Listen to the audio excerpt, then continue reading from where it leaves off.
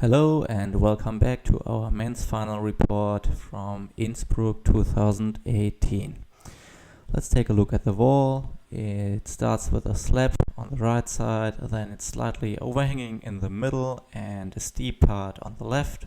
And as mentioned before, if you've seen the semi-final, this one was a thriller. The density at the men's field is incredibly high, and we were missing and still are missing some favorites like Adam Ondra, Jan Hoyer, Tomoa Narasaki and Yone Kruder. And we have 6 new finalists who never made it into World Championship final before. Nathan Phillips, Keita Watabe, Kai Harada, Gregor Vezonik, Jongwon Chon and Kokoro Fuji. The headsetter for the bouldering final was Manu Hasler, if I'm not mistaken. I heard it on the stream and somewhere else. And according to some rumors, the organizers wanted to have a jump in every boulder of the finals in both categories, or at least a dynamic move. I can get it because it makes the show way more spectacular to watch, and Manu Hasler and his team are the best setters to do this. He's a guarantee for a good show. Dynamic boulder problems in general are a controversial issue on the internet, on the setter side, on the climber side in general. And this one will be really controversial as well, because we start with a special Hasler boulder, his trademark boulder, the never-ending pedal. Nathan Phillips trying the first pedal boulder, the opener, really spectacular to start a competition with and really exciting to watch. We jump with our right hand first, which pulls us further to the right here, and then with the left hand we cross over. The left hand guarantees us that we keep the height and get higher and can jump to the yellow hold, which is the zone. After the zone, it looks like a mantle into a Gaston. Nathan here uses everything he has, his knees in this case, and then straight to the top. He needed 5 tries to top boulder number 1 and was the first competitor out. These boulders are really hard to execute and really hard to stick, so we compare Keita on the left and Gregor on the right. And Gregor wanted to go safe on his first try, and he wanted to keep on to the second hold. We see how his right arm starts to stretch and gets longer and longer because he has too much momentum and cannot hold on. Keita uses the momentum and pulls on the hold and swings to the right and catches the jump. Every competitor needed a couple of tries except for Jongwon Chon, who flashed the boulder problem in his first go, and he was the only one able to do this. The rest of the boulder was too easy. After the jump, no one fell anymore, and we didn't have any separation there. No tries, no split. Everyone was able to send it, and I wonder whether it would be able to do the top part without the volume and the screw on the volume where Jongwon is right now. So maybe an awkward off-balance mantle and then walking to the top. I don't know, maybe the routesetters tried it like this. We don't know. So let's take a look. Everyone climbed this problem just in a different amount of tries. As mentioned before, quite controversial issue. A lot of jumps we could see in nowadays competitions. I like it and I get it because it's a good show, and usually they set one boulder where you have to jump with your hands and one boulder where you have to coordinate your lower body, and this is what happened at Boulder 2. Started with red volumes, finished with yellow holes, and it looked like a traverse from the right to the left.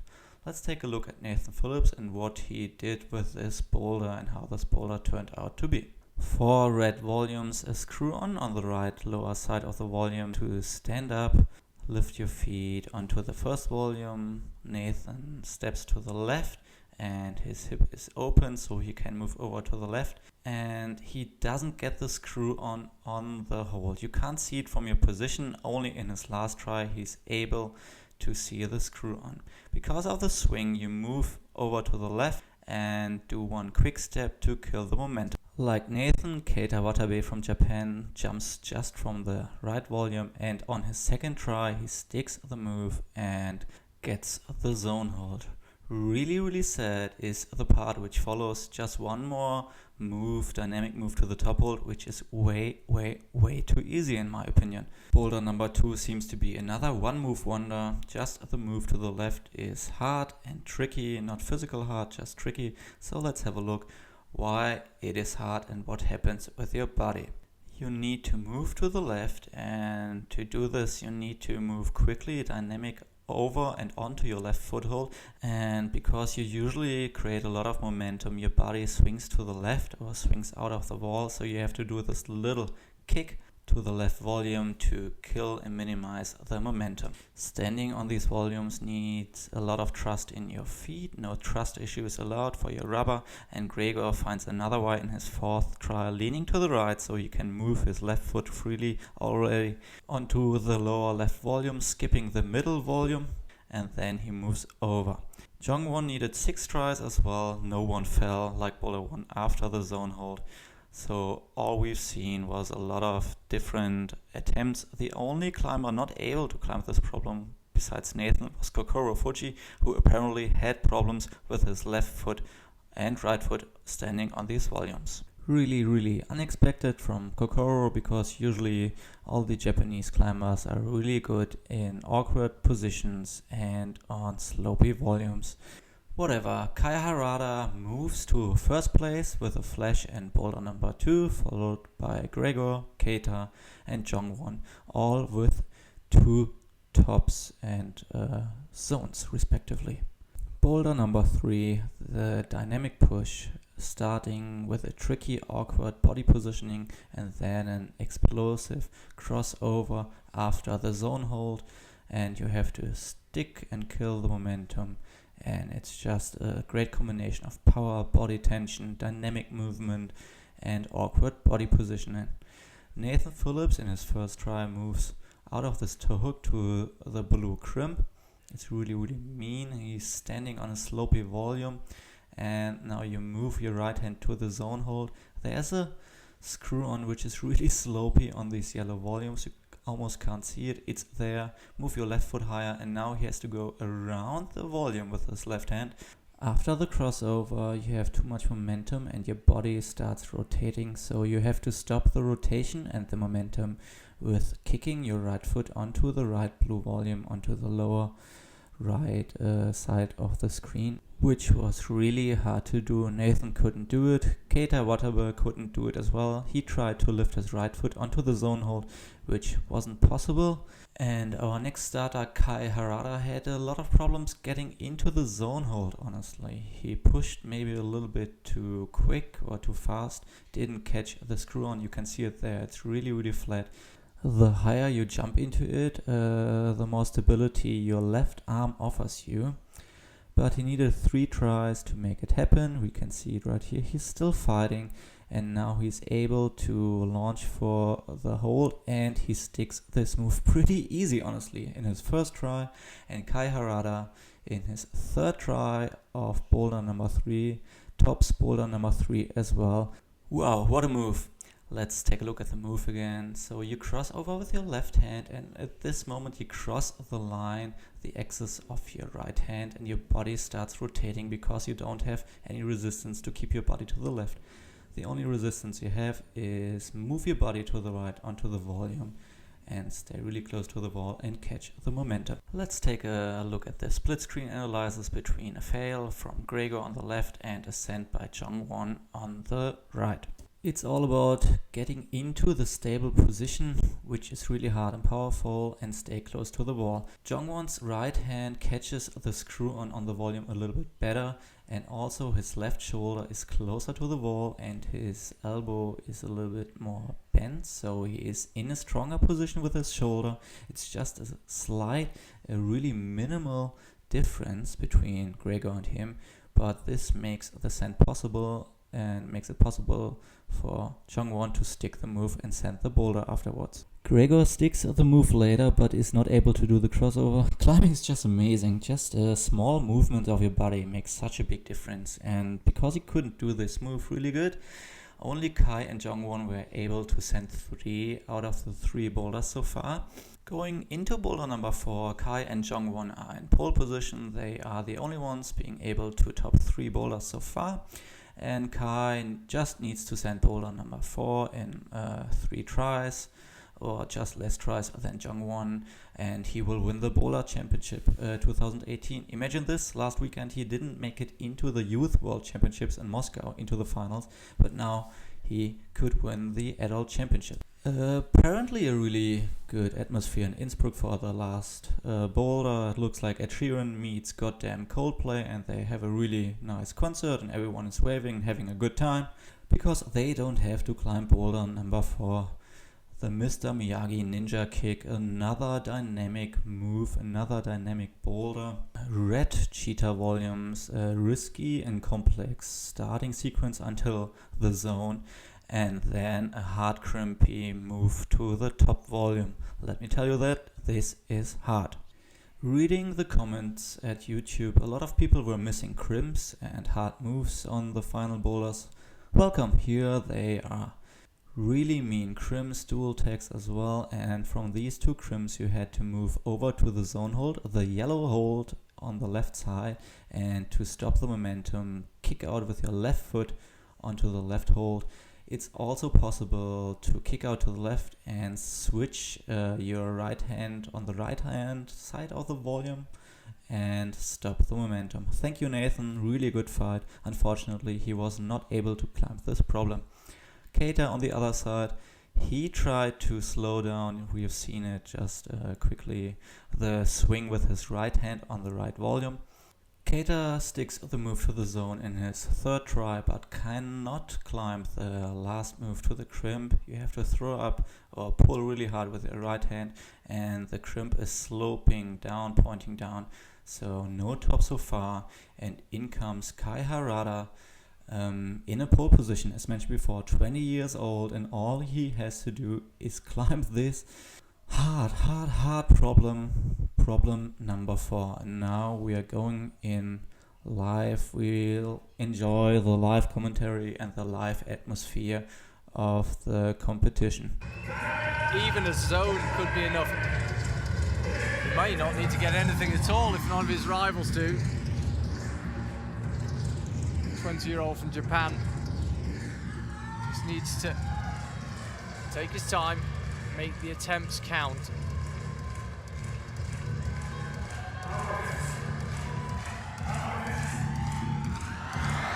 No problem up to the zone. This is the one for Kai Harada.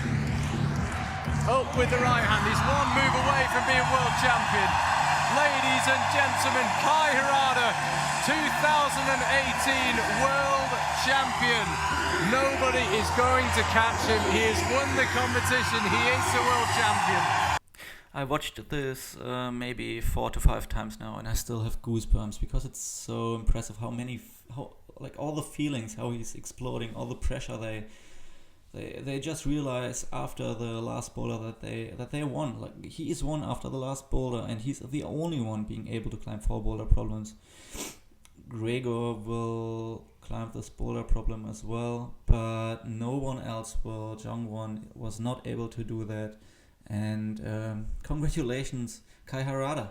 His 2nd final all over in the bouldering senior category. He was 6th place. He ended up 6th place in Hachioji this year, and he's just, you can't believe it. I think they are so focused, so in a tunnel, they just realize it after the last boulder.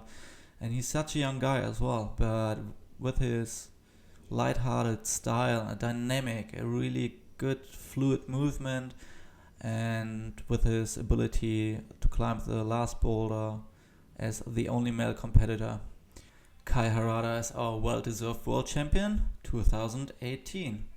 I wouldn't have guessed it, honestly, but that's climbing. The density is so high at the male category. We will have a look at the last hold. He just jumps straight up there and catches the crimp with his right hand. Incredible effort. As mentioned before, Jongwon was not able to stick the last move.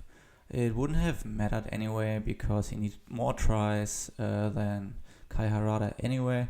So the only other guy who sent boulder number 4 was Gregor Vezonik in I don't know how many tries. Doesn't really matter anymore. He secured his 3rd place with this send here of the last boulder problem. And overwhelmed as well. What a season for Gregor. What a season for all these guys. Incredible. Incredible effort.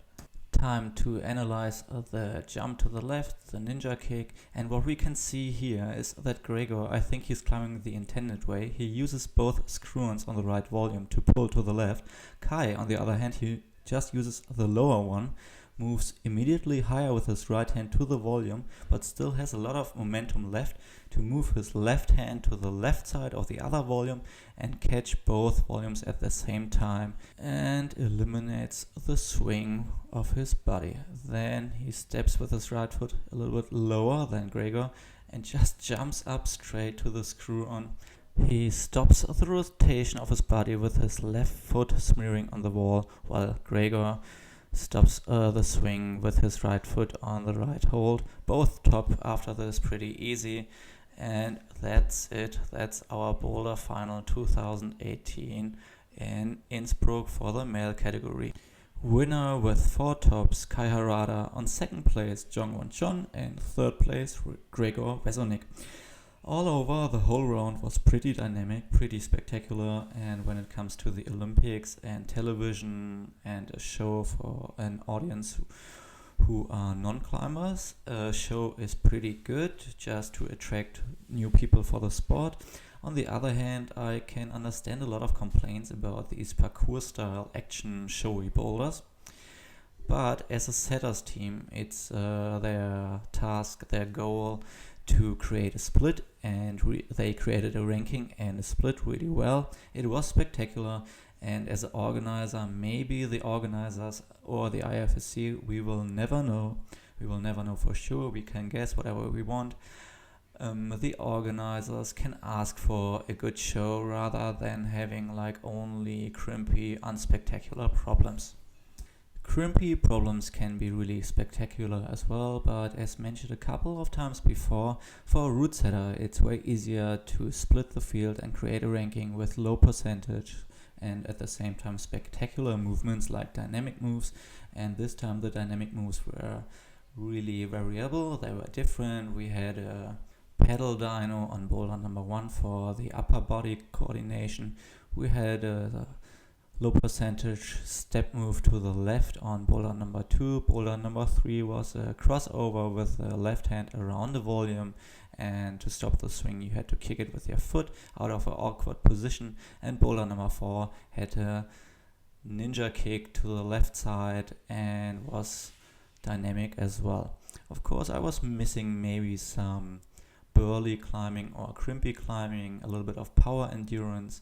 But all over, when it comes to a show, it was a show. Whether it was like a fair competition when it comes to a bouldering competition, I'm not sure, because it was pretty jumpy.